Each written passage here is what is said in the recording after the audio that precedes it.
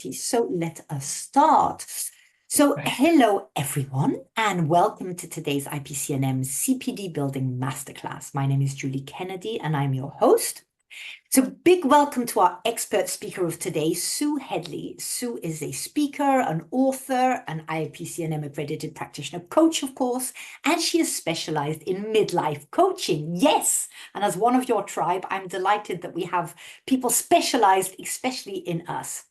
I always like sharing a little bit of a funny fact, so maybe a less known fact about Sue is that she loves horse riding and even won a dressage trophy to music, if I read well. So well done, Yes. Sue. That sounds, try I, to imagine, sounds very fancy. it does, yes, except the only thing was I was the only one in the class. So, Ah, but you still won. but Oh, you're yes, so I got a honest. trophy You're as so well. honest. Yes, absolutely. Oh dear. Oh, but still you did it. And you didn't know then that you would be the only one in the class. Right, No, some exactly. housekeeping before we get into the topics. The call today is a maximum of 1 hour, including 15 minutes Q&A. Sue is very happy taking the questions as we go along. Maybe for the best is we put them down in the comments. Like that, we can remember them when it's time to take the questions to not interrupt the flow. The session is recorded, so please mute yourself while Sue is talking. But if possible, keep your video on because it's so much nicer to actually see who we're talking to.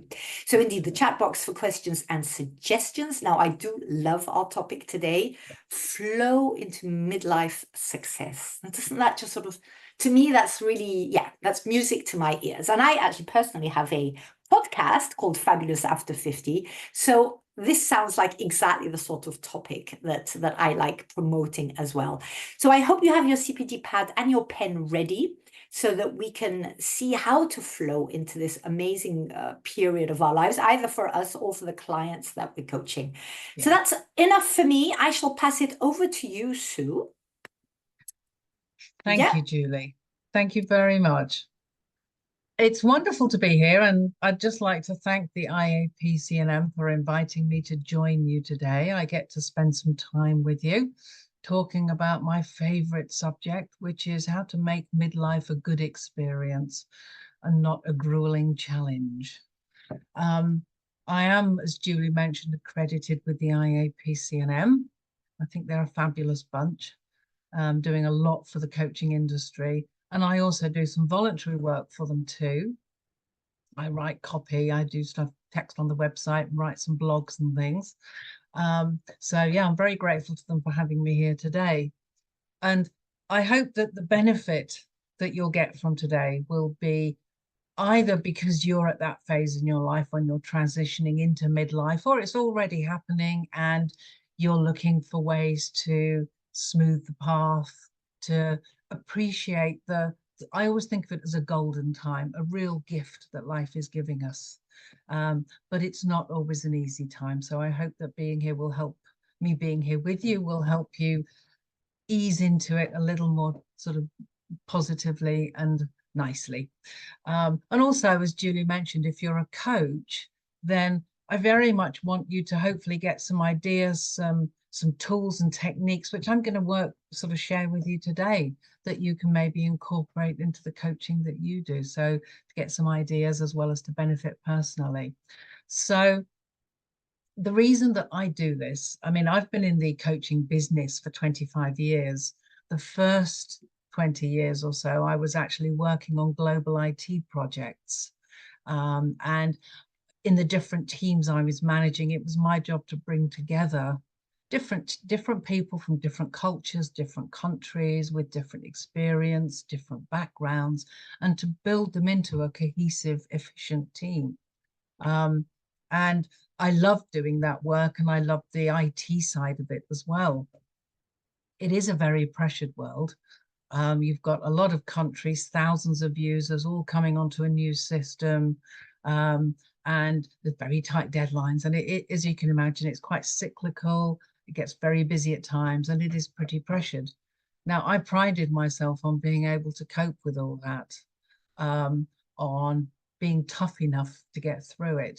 And I did, and I was a positive person. I was good at my job, and I loved it. As I got a little bit older, as I got sort of towards the end of my 40s, my early 50s, I started to find I couldn't cope anymore. I was having periods of feeling really low, really depressed, and gradually my confidence got lower and lower. Now, of course, I realized looking back, it was because I was in the perimenopause and then the full menopause stage. And I kind of adopted a head in the sand approach to the menopause. I just didn't prepare for it. I didn't even acknowledge it. I figured I was tough enough to get through it and it wasn't going to happen to me. Well, I was wrong, very wrong.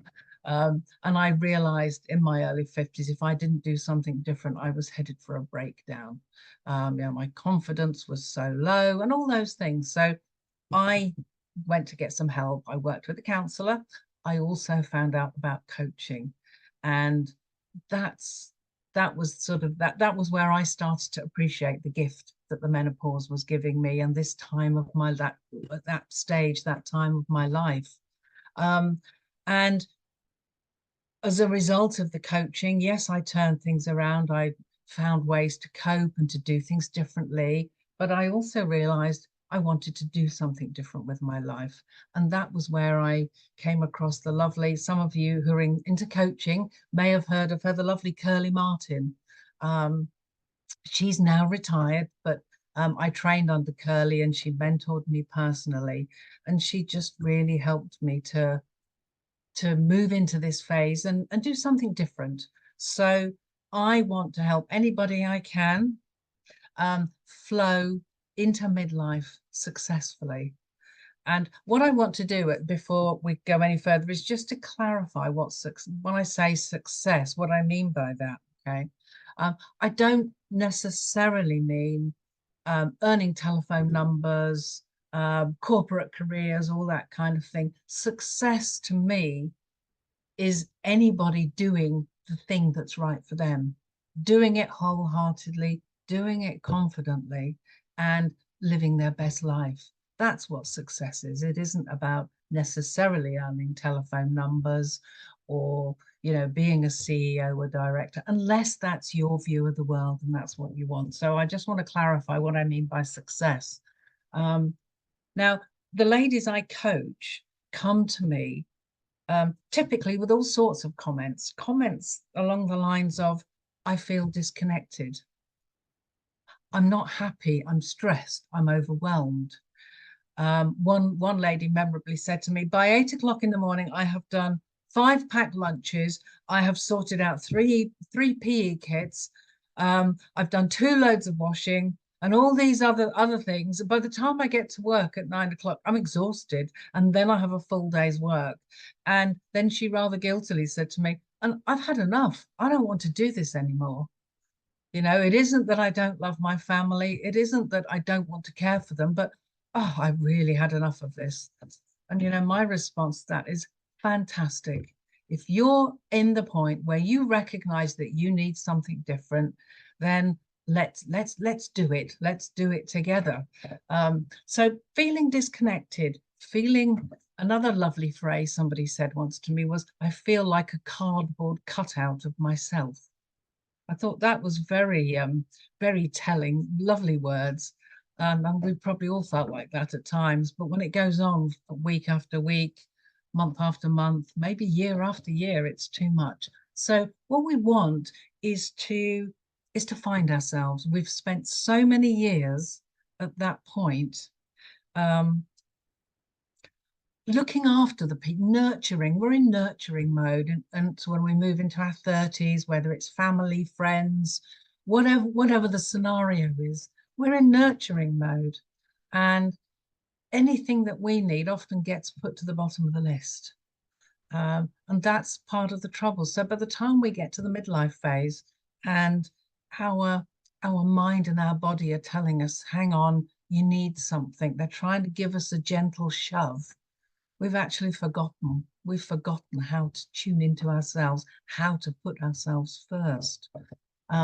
So I call the masterclass I'm doing with you today Flow into Midlife Success, because I believe that there are several things we need to do. One is to learn to put ourselves first again, to relearn that. Maybe, yeah, thank you. Exactly, Dawn. Thank you for that lovely comment. Mind and body need tender, loving care. Yes, they do. So we need to learn to put ourselves first without feeling guilty about it. Yeah, we need to learn to look forward and look for opportunities.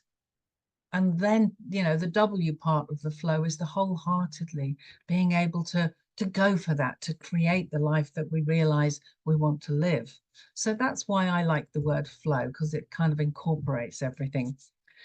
So what I'm trying to do with you today is to take what is in effect a sort of 12-week coaching program and just pick out some of the nuggets for you, some of the things that I think will hopefully really help you and benefit you today. So I'm going to be honest, I probably will go a little bit woo-woo with you here today. I might get you to do some exercises. Dawn, I'm seeing you smiling. That's great. Good. Thank you for that. And Amanda knows me well, so she's used to me going woo-woo, so that's fine. And I can't see you, Luciana, but I hope you're comfortable with this. You can obviously, when we do the exercises, you can put your cameras on, turn the cameras off is what I'm trying to say, if you want to. So anyway, we'll get to that soon. So we're going to start with sort of what I think is the first most important point of being able to flow into midlife successfully, which is feeling confident. Because I remember that time when I was going through that really rough time and my confidence was at boot level. It was so low. It would take me like, I don't know, half an hour to draft a three-line email, those kind of things, let alone being able to put boundaries in place and go and say, actually, no, I've been at work for 10 hours and that's enough. I'm going home now. You know, you're not paying me enough for this kind of life. Or even with the family, do you know what? You pick up your dirty washing. Just for once, you cook dinner because I've had enough. You know, I wasn't able to do any of that kind of stuff. So I think confidence is one of the key foundations for this.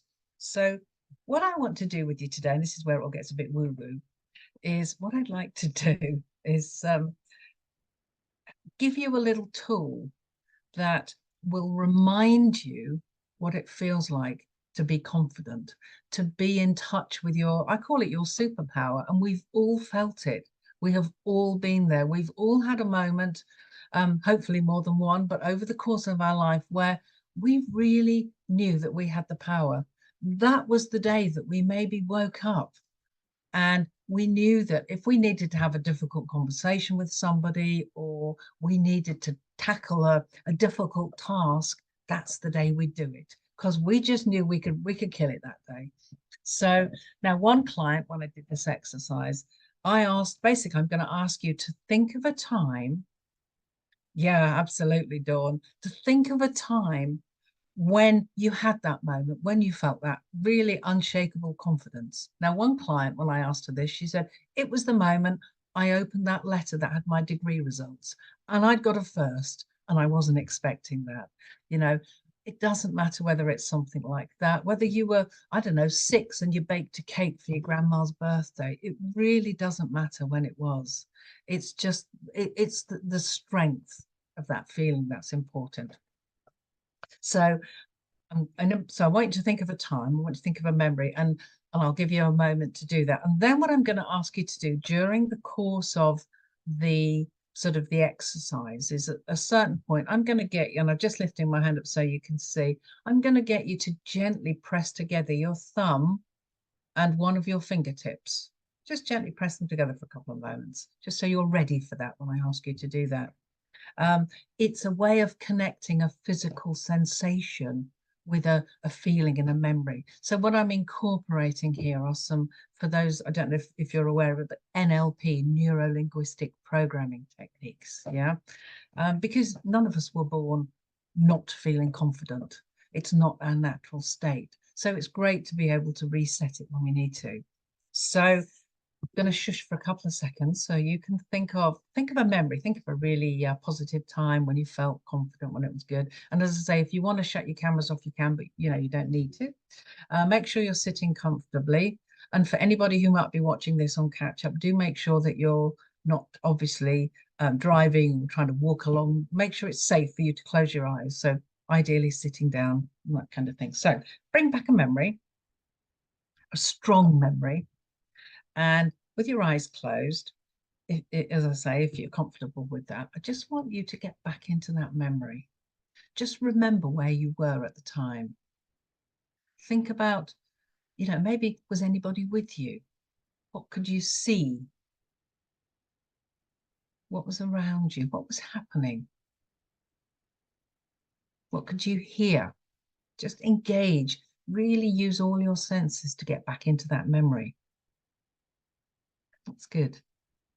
And then just imagine maybe it's sitting on a scale of 1 to 10. Maybe the strength is a 5 or a 6. And I really want you to put your back into it now. I want you to give it some welly, as we say in the UK. Give it some real effort, okay? And just ramp it up. Take the strength of that memory up to a 9 or a 10. Make it as strong as you can. Where do you feel that amazing feeling of confidence, positivity in your body? Maybe you've got this amazing glowing feeling in your tummy. Good. And what I'd like you to do now is, with that feeling, staying in that sense of, greatness, if you like, I just want you to gently press together your thumb and one of your fingertips. That's good. And just feel the sensation of the fingertips pressing together alongside that amazing feeling of confidence and positivity inside of you. Good. Now you can just relax and you can open your eyes again. Now, just for a moment, I don't know, let's think, just randomly, just in your mind, and you quietly, and you had count to 10. Just count to 1 to 10. That's it. Good. Now, what I want you to do now is just close your eyes again. Press your thumb and fingertip together, the same thumb and fingertip. Feel that sensation of them connecting. And while you have that pressure sensation, I want you to bring back that lovely, positive, confident feeling that you also had at the same time when we first did this. So we're connecting the two sensations and allow it to really grow inside of you, to be as strong as possible. That's good. Now you can just relax again and open your eyes. So what you have here is you have a tool in your toolbox, and we all need tools in our toolbox for the times when the confidence doesn't come easily.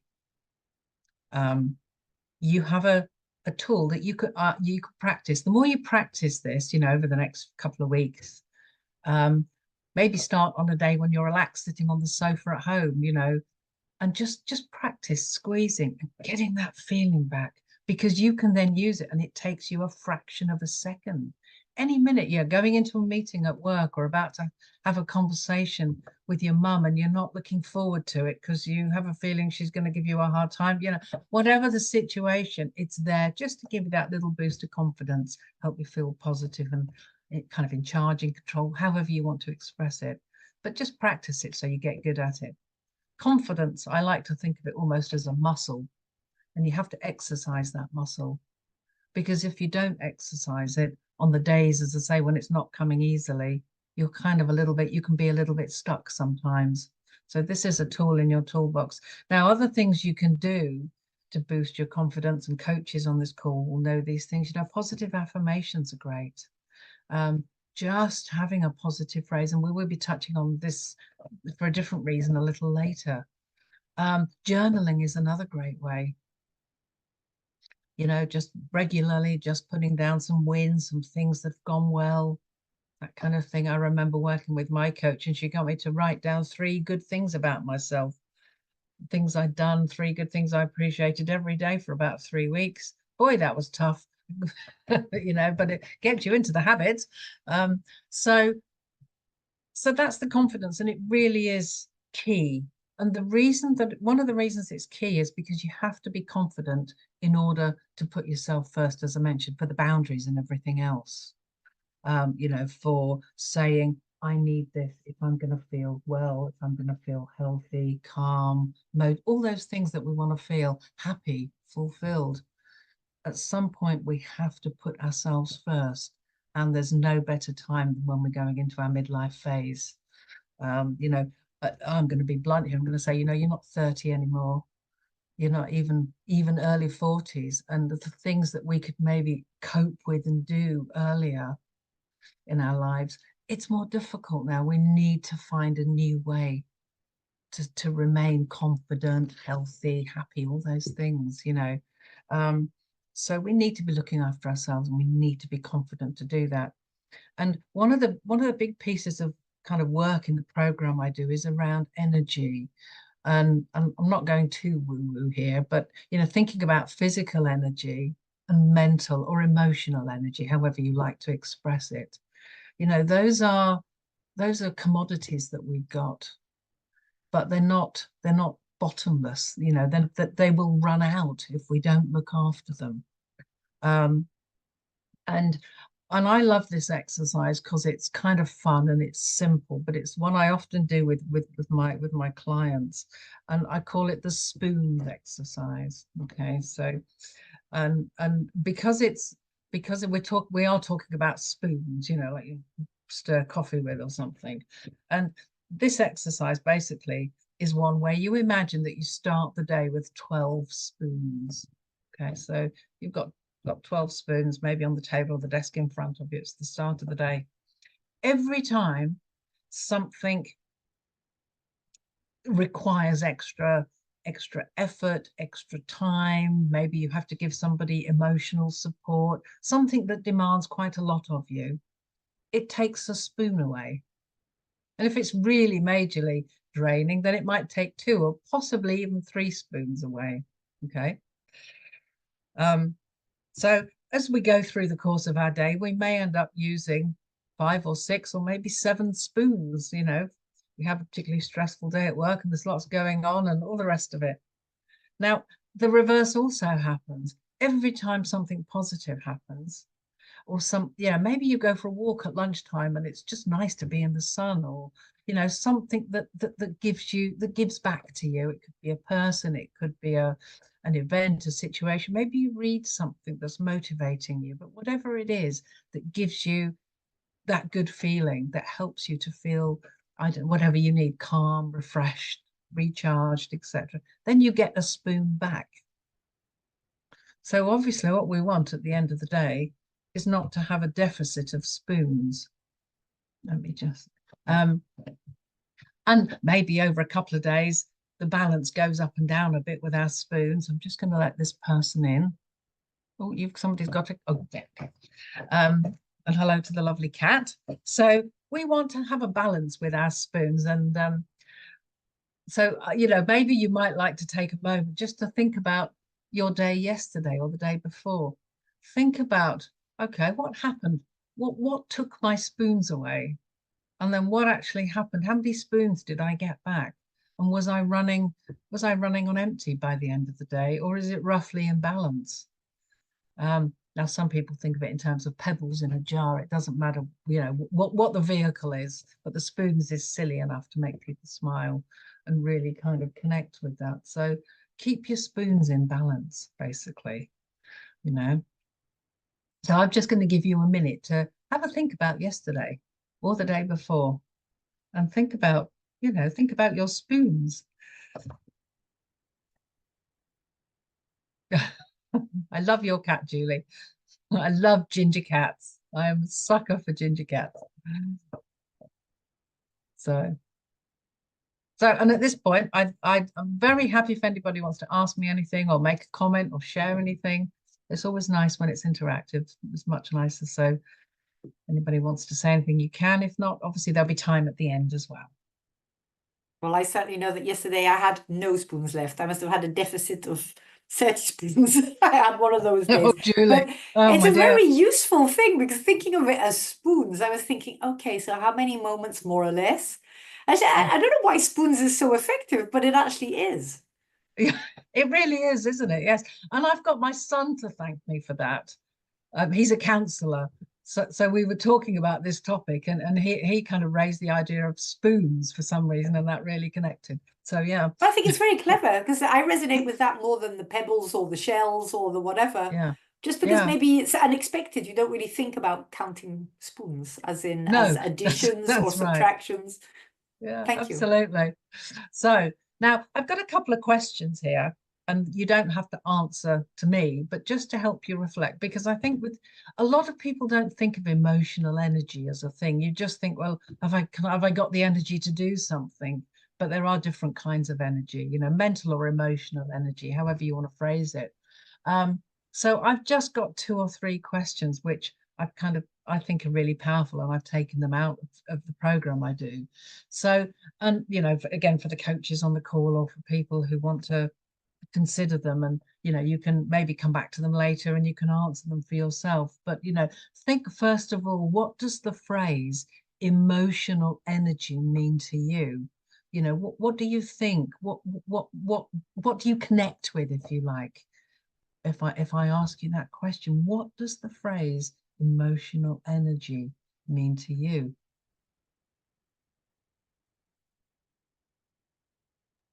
Are you asking us to actually answer No, that, no, you or don't have to no? answer it. Okay. No, this is just for you to kind of make a note of the questions. And, you know, if you want to jot down any thought, I'm going slowly enough that you've got time to jot things down and have a think about it. Yeah. And the next question is to think to yourself, what do you spend most of your emotional energy on? Because this is obviously why we're here, to get insight.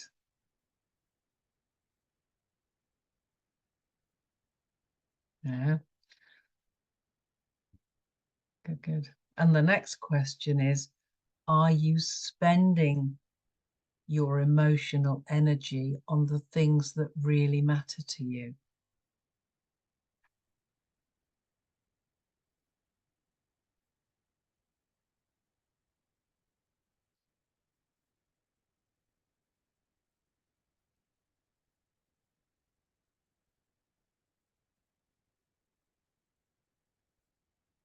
And then the last question is, where do you waste emotional energy?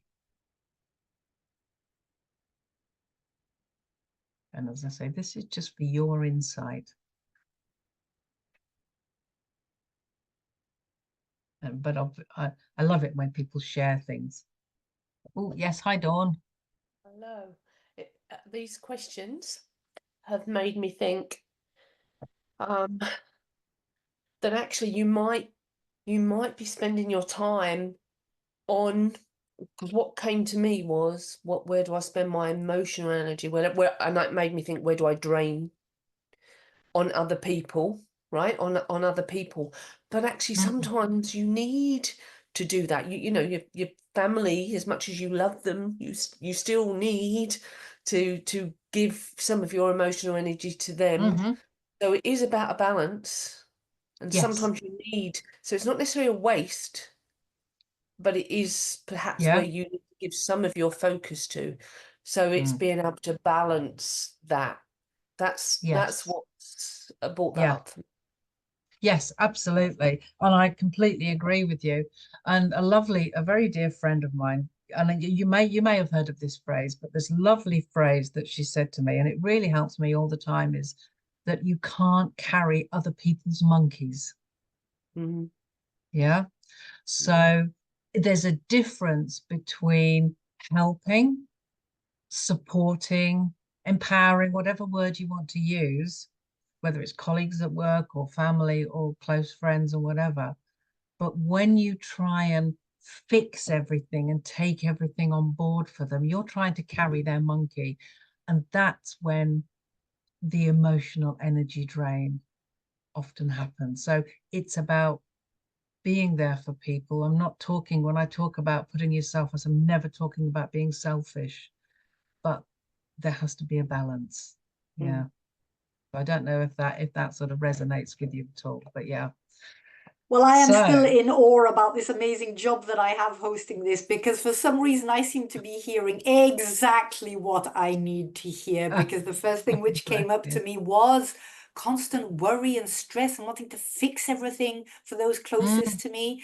Where first of all, I have over the years realized that it's slightly arrogant. I mean, they haven't actually asked me to fix their Oh, bless you, stuff, Julie. I love that. right? Yeah. They Yes. need to Yeah. actually fix their own Yeah. stuff. Yes. And Yeah. it is that you can't carry it, and that's not actually empowering other people to fix their No. stuff, No. you know? No. It So really isn't, yes, is it? ouch, Yeah. but yes, thank you for that. Yeah. Oh, bless you. Yes. And, you Can know, I add for to me, what Julie's just said as well, if you don't mind? no, I go was for it. thinking, I was thinking, because I'd used the word fix of what I'd written down, that the same thing as Julie about fixing other people, and you're not Yeah. necessarily being asked, but as people who are care about other people, and you know, we're passionate about helping people, you automatically go to that mode. And even though as coaches we know we're not supposed to do that in the family sense, we So agree. still revert to that. And I must admit that I've, in the last couple of years, I've stepped back from that slightly. It's taken time, Right. because I've realized they need to grow as Yeah. people themselves. You know what? There's no Right. growth if you do it for them. Absolutely. That is such a beautiful thought. It's so empowering, isn't it? You Yeah. empower yourself to say, actually, do you know what? Here's some ideas and you sort it. Yeah. You know? Because what you were saying about boundaries, isn't it? Because when you were talking about, you know, where do I spend most of my emotional energy, or on the negative side, it is that. It is thinking, okay, what can I say to help her? Or what can I say to help him see it differently? How can I help him see both sides of what's going on, you know, with this fight, with whatsoever. But it's actually draining. It's extremely Yes. draining, because I'm constantly at night waking up with ideas, and oh, maybe I could give him that book. And oh, what was that great quote I heard the other day? It's draining. It's Yeah. not balanced. It's not empowering anyone, and it's Mm. actually only taking away from me, and not giving actually what they need either. So why are we Yeah. doing it? Okay, I will Yes, stop now. Thank you absolutely. for And that. that's a whole other discussion. Hi, Oh, I see Amanda. Amanda. Yes, please. I was only just going to chip in and say that I did write drained, but I've noticed that when it says when do I spend most of my time, it's I'm putting myself in that position all of the time. Like so although I know it's draining us, there's something fulfilling a need in us, you know what I mean? Like what you were saying before. Yeah. It must be fulfilling a need in me, even though I know it drains us. And then I get resentful that I am doing it. Yeah, and then it's a bit of a spiral, isn't it? Yeah, I completely agree, Amanda. And you know, one of the things that I've observed, and this is just me personally, and everybody's different, but is that I'm uncomfortable when I see people struggling. So part of the, and this is a bit probably a bit counseling. I don't mean to go down that route, but just I know I get uncomfortable when I see people struggling. So I want to fix it so I don't have to observe their struggle, you know. And again, what you would say, we're doing it for ourselves fundamentally. So yeah, exactly. So thank you. It's so nice that you're all chipping in. It's really fun to be here with you. So let me go on to the next thing. So we talked about energy. Now what I want to think about is finding new opportunities. Now I'm going to be honest and say that it's tough. You know, I personally, for me, it was tough getting to this stage, seeing I've got 3 lovely boys, seeing them grow up, going out into the world. They didn't need me in the same way anymore. You know, they were teenagers or in their early 20s, all that kind of thing. They didn't need me in the same way. And I certainly started to feel a little bit sad about that. You know, that there's a lot of regret and a lot of emotion about all that. And we can't, you know, and we shouldn't ignore that, because that's part of us. But it's also about accepting that it's happening and thinking, okay, so this is what I mean about it being a gift. You know, when we're at this point, hopefully we've got a little bit more time when we can focus on us. We maybe even have a little bit more money, because, you know, in the early days, maybe you're bringing up kids, or when you're, you know, getting settled, and all early days of your career, you're not earning that much. All those things, money's a bit tight as well. So actually thinking, okay, for me, it was a case, my kids are doing their thing, and I'm lucky that they still want to come and talk to me and see me and meet me and all those wonderful things, but I'm not the same. I'm not important in their lives in the same way. So what am I going to do? You know, there's a gap, and what am I going to fill it with? So looking for the opportunities. you know, that sometimes slightly painful situation gives to us. So that's what I feel is important at this point as well, looking for the opportunities. But, you know, isn't the challenge that we spent quite a lot of time maybe not thinking about ourselves quite so much? That lovely cardboard cutout phrase that lady said, that client said to me, that's so kind of relevant here. It's like, well, I'm not 3D anymore. What do I need? What do I want? What is the vision? What are the opportunities? You know, there are so many tools and techniques and exercises and things to help people at this point start to think, okay, there's a big space now. What am I going to fill it with? What do I want? And I've certainly got 2 workbooks, which again, it's not on my list, which I'll share later, but I'm happy to share with you. One is a personal little workbook and one is a work related, you know, all sorts of just reflective questions and exercises and things like that. But one of the powerful, I'm a bit woo-woo again here, I'm afraid, one of the powerful things I do is a visualization exercise at this point. And, you know, I've had a client, for example, who discovered that what she really wanted was to write comedy and act. A lady in her 50s, you know, and I have to say she had me in stitches every coaching session we had, although obviously you try not to laugh because it can come across wrong, but the way she expressed herself was amazing, you know, so I was not wholly surprised at this. Another lady, I forgot forgot the story I was going to say to you. Yes, she'd worked in project management in the banking industry. She actually ended up doing voluntary work and now works part-time in an after-school club with kids. She doesn't even have kids herself. She's never done anything like that. You just never know what's going to come out of the woodwork, really. And another lady who thought she wanted to start her own dog grooming parlor. When we did this exercise, she went back to the fact that many years ago, I think in her late 20s, she started doing a counselling course to become a counsellor and had to give it up at some point and didn't finish it. And she realised that what she wanted was to go back and finish that. So I love this exercise because you never know what's going to come out of it. So again, if everybody's ready, I'm going to get you to close your eyes. We close our eyes, obviously, because we can shut out what's going on around us and you can listen to my story and you can sort of follow where we're going. So make sure you're sitting nice and comfortably and safe. And I want you to close your eyes and I want you to imagine that you're in a room. You're in the bottom room of a little tower. And the room you're in is quite a nice room. You feel reasonably comfortable there. You know, the decor's okay. You don't feel particularly excited. You maybe don't feel particularly fed up. It's just where you are right now. This represents the current place in your life. It's quite a nice room. You can look around you and imagine the decor. And the context of this can be work related or it can be personal. So there really is no right or wrong here. If you particularly want to focus on your career, you might be in a work environment and just look around you. Look at the decor. Think about maybe who's there with you. What are you doing? What's your purpose in that place? What can you hear? Any sounds? Are people typing? Are you in an office? Are you at home? Are you maybe in the garden shed, grooming a dog? It could be anywhere. So just observe where you are now. That's good. Now what I want you to do is I want you to walk out of the door, out of that room, and there's a little staircase and you go up the staircase and you're on a little landing and there's one door in front of you.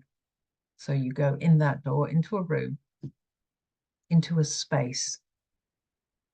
And it feels slightly bigger than the one that you were in before downstairs. It's a little bit lighter. You have a sense of feeling a little bit freer in this room. And I just want you to look around you. How is this room decorated? What are you doing in that room? Are you talking to people? If it's in a work context,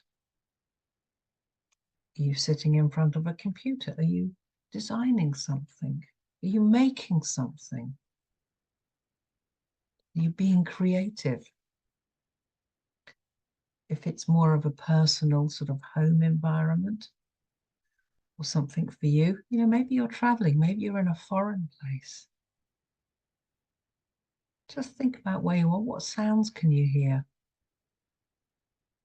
Imagine getting up and walking into a kitchen area where you maybe make yourself a hot drink. Is there anybody there that you talk to? Just be in that space a little bit. That's good. Okay, now what I want you to do is to walk out of that room, back to the staircase, and up one more flight of stairs. And when you get onto the landing, there's only one door. You're at the top of the building, and you go into this room at the top, into this space at the top. Now, this is the room of all infinite possibilities. And as you walk into the room, as you walk across the floor, you have a sense of power, of confidence surging up into you as you walk across the floor. And I really want you to enjoy being in that space, because this is a space that doesn't have any boundaries. This is a space where anything is possible. You can feel any way that you want to feel. You can see almost into your future. You can be that person in your future. How is the room decorated? How do you want the space you're in? If it's an internal space, how do you want it to be decorated? Is it bright colors? Is it calm? What can you smell? Can you somebody making toast and coffee in the background, or can you smell flowers?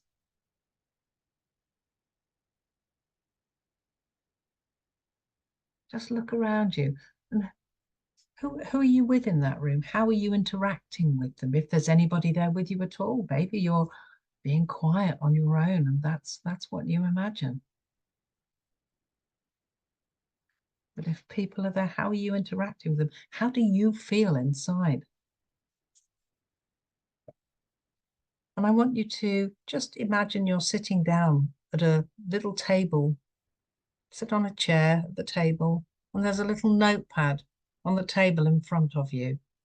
And you're just going to write down in your mind's eye, you're sitting at the table, you're going to write down a little list, 2 or 3, 4, maybe 5 if you want to. Just key things that you think of, little bullet pointed phrases, things that you think are important to you in this space. Write that down in your mind's eye.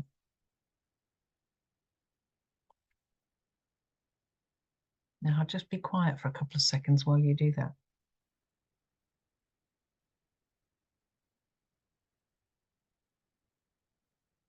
That's good.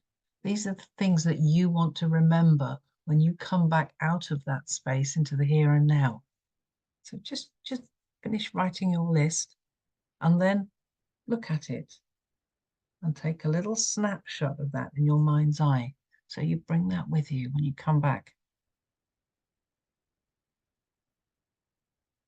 Okay, so when you're ready, I'm going to ask you just to open your eyes, come back into the here and now. And just take a couple of seconds to reset. If there's anything you want to write down, go ahead. Do that right now.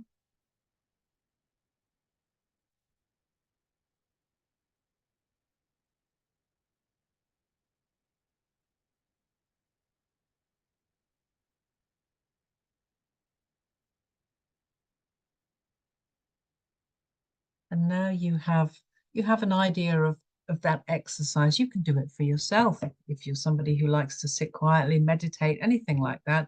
Just sitting in the bench in the park on a bench or something.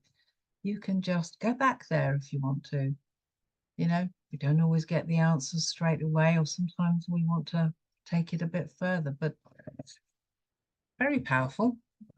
It is when I do it. I'm interested in how everybody else found it. If it was interesting. Yeah, go for it, Dawn. I would describe myself as not very creative in the art sense, right? That Okay. I'm not. My sister, if I compare, she's very artistic, brilliant. I'm not so. Right. Okay. However, recently, so I'm creative in other ways, but recently I've been seeing artistic stuff because I was trying to find stuff for her, and it's made me think, ooh, I want to do that. Lovely. Isn't that weird? And it's made me write that down, like Right. artistic creativity. Wonderful. To explore it at least. Yes, absolutely. Yeah. Yeah. This is a space of no pressure, just Yeah. having fun exploring. And boy, when we get to this point in our lives, aren't we due some of that? You know, Yes. having some fun, exploring, and just seeing where it goes. But Good. not Thank only you for that, sharing. I feel that I'd be good at it as well. Yeah, even better. It's a double win. I love Double it. win. Thank you, Dawn. Double Yeah. whammy. Yeah, absolutely. And Amanda, I can see you've come off mute. Did you want to share anything? Yeah, it was interesting that I was on my own, and Mhm. which took us by surprise, that I was on my own. Right. Really enjoying the piece. Yeah. And my second room was like a church.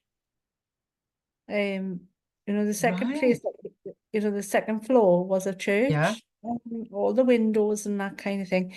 And then the top floor was just like a hammock on a veranda. Wow. And again, I was just like chilling and being Right. peaceful. And I could see like a river, and I think, does that mean I want to live on my own? Get away Get rid of the Well, husband. Yeah. absolutely. Yeah. Was No, I nobody think, else there with us? oh, well, maybe what you were really just enjoying or seeking was some chance to be calm and quiet, Mhm, Lots for you to reflect on there. mhm. Thank you for sharing that, Amanda. That's lovely. What's said here Yeah. stays here, Amanda. Absolutely, absolutely. Yeah, I was also definitely. alone. And I was also surprised that I wasn't actually realizing. I wrote down, be free, be bold, be you. That's what Oh, I wrote down on my thing. mm, And it was all glass. The top room was like almost like the top of a lighthouse, but a lot right. wider, as in it wasn't constricting like I imagined being at the Yeah. top of a lighthouse is. It was a very big room, and I was Yeah. alone as well. I was alone in all three rooms, which is Oh, also surprising because I'm a very interesting. Yes. sociable person and I do a lot Mhm. with other people. And that's, Yeah. to come back to what Amanda was saying, I think it was also making me feel that that is what I'm hungry for at the moment, is actually that space and that room Yes. to just, Yeah. stop doing so much for everything and everybody, even though I love it, but to actually give Yeah. space for me to maybe work out where is, Wonderful. that thing that I Yeah. actually really want to be through doing, Yeah. as in not just doing. So I thought that was Yes. a very powerful Yeah. exercise there, Sue. Thank you. Lovely. Wonderful. Thank you everybody for sharing. And that's fantastic. Now I'm aware of the time, so I'm gonna move swiftly on to the last part, which is focusing on breaking through barriers. And most of the barriers, not all of them, but a lot of the barriers that we face are of our own making. And all the coaches here know all about limiting self-beliefs, those negative ideas we have about ourselves that keep us stuck. They create the rules and the barriers that we live by. And we like them because we like to have a framework. We like to think we know ourselves. So when I can say, well, actually, I'm not the kind of person that really likes to be seen, stand up in front of people and all those things, makes me feel good because I know myself, but actually it's holding me back.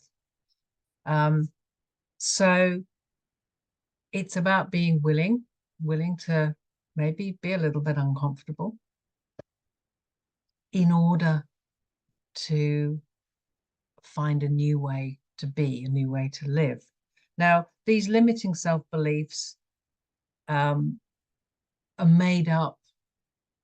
They're not our true story. They're just some ideas that our subconscious has latched onto, quite honestly. you know, maybe through experiences from when we were quite small up till about the age of 7. That's where the basis of them are often formed. And then as we go through our lives and we have different experiences, it kind of sometimes reinforces those limiting self-beliefs. And obviously traumas and things happen along the way. But we just end up with a set of rules that aren't serving us anymore. So what we really want to do is just find a way to figure out what our limiting self-beliefs are and kind of eliminate them, at least to be aware of them so that we can then not be guided by them. Now, again, there's all sorts of NLP kind of techniques, neuro-linguistic programming techniques and hypnotherapy, but here's some simple things. So what I'm going to ask you to do, whether you're a coach and it's business related, or whether you're just a person here to move forward their own life, is to think without overthinking it. What do you think, as you sit here at the moment, is your biggest, most kind of limiting self-belief? That was really badly phrased, wasn't it? But you know what I mean. What do you think is your limiting self-belief that's at play in your life at the moment, the main one?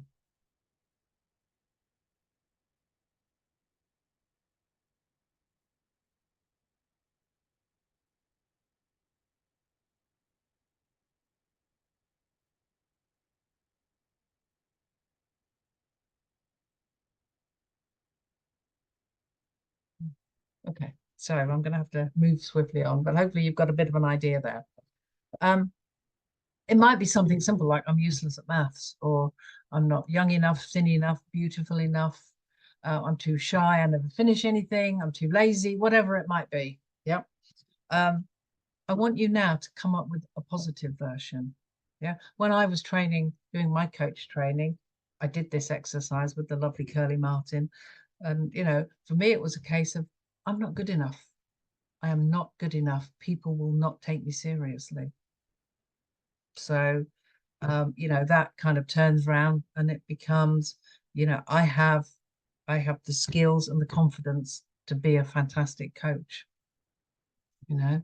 So whatever it is, follow the 3 Ps principle. It's personal, it's present tense, and it's positive. So I am, I can, I deserve, all those sorts of things, and a positive phrase. I'm great at maths.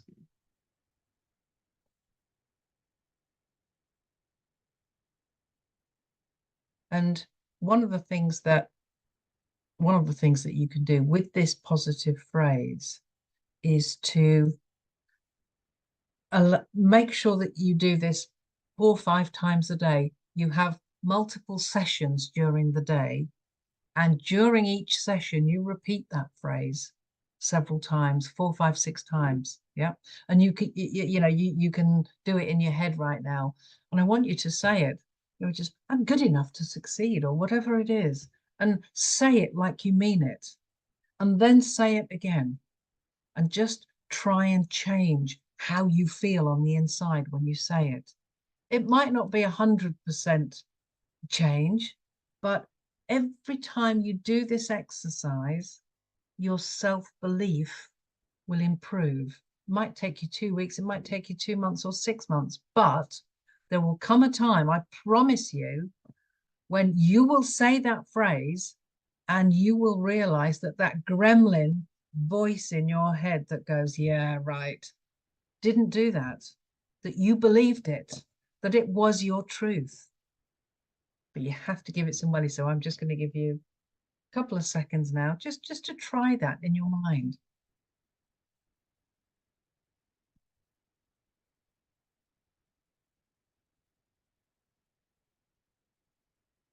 See if you can feel differently.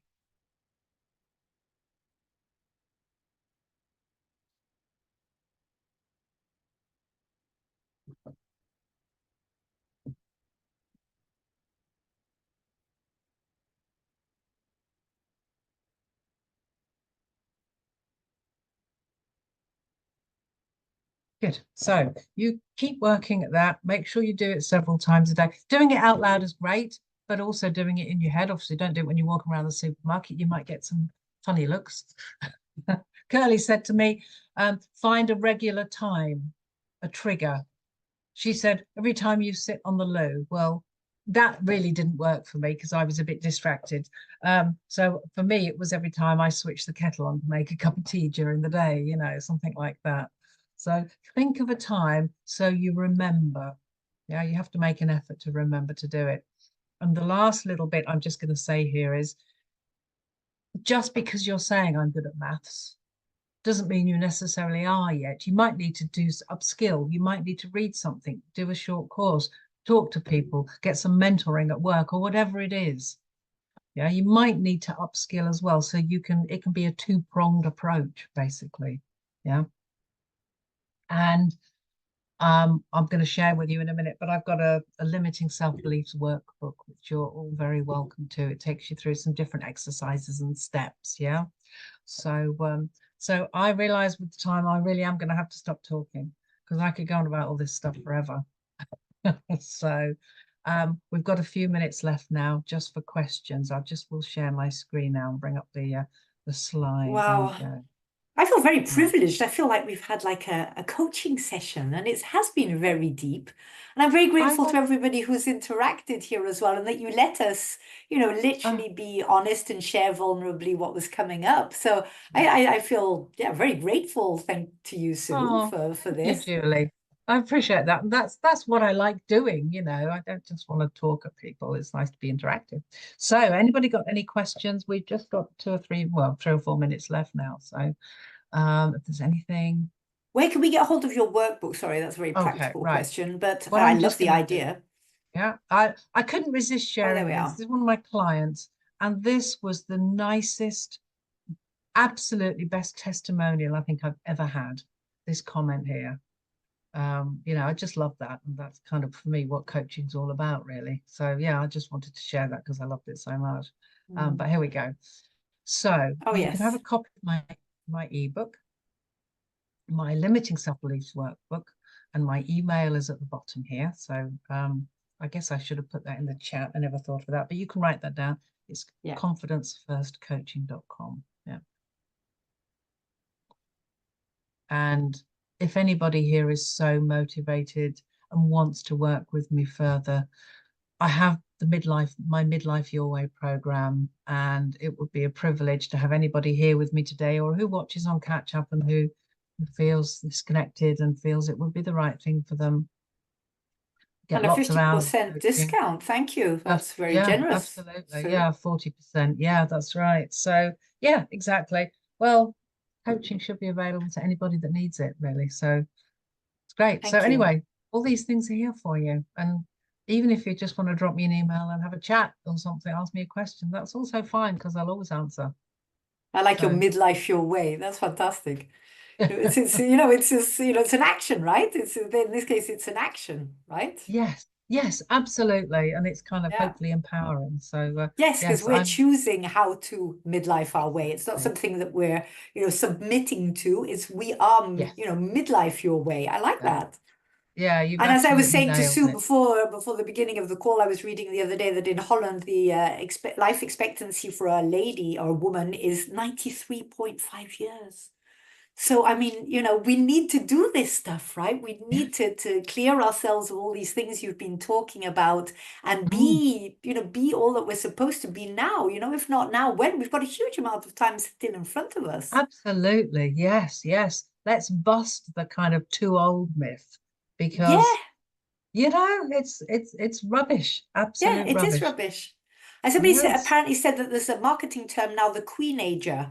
And so it's basically, we're like teenagers, as in we're like, okay, I do what I want because I feel like it, etc. So it's called the queenager. Apparently it's a marketing concept. I'd never actually heard of it myself, but I like the idea. So you have the kudos of a teenager where you think you're going to rule the world, etc. But you're in your midlife. So there we are. Here's to the age of queenagers and to having a midlife full of success, like you said. These should be our golden years.